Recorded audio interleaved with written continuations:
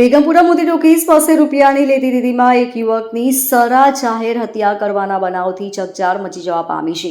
ઇન્દરપુરા ગોલવાડ ખાતે રહેતા પિયુષ ધનસુખભાઈ રાણાને બેગમપુરા સિનેમા રોડના 4 રસ્તા પાસે બેગમપુરા ચેવલી શેરીમાં રહેતા અને ટ્રાવેલ્સ તેમજ કેબલના ધંધા સાથે સંકળાયેલા વિકી મહેશભાઈ ચેવલી સાથે રૂપિયાની લેતી દીધી બાબતે વિવાદ ઊભો થયો હતો.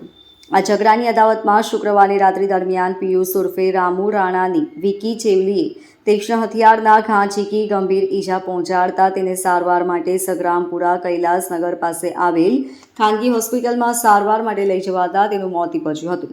મૃતક પિયુષ ઉર્ફે રામુ સામે પણ દારૂ વેચવાના ધંધા કરવા બદલ ગુનાઓ દાખલ થયા છે.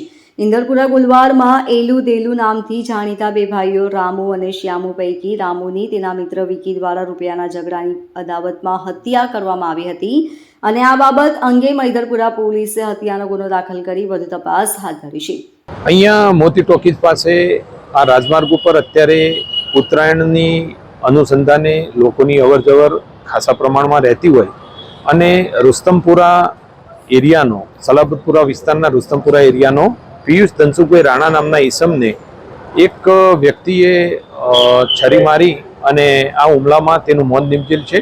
આરોપી ની ઓળખ થઈ ગયેલ છે અને આરોપીને ખૂબ જ ટૂંકા ગાળામાં પોલીસે કેપ્ચર કરી લીધેલ છે.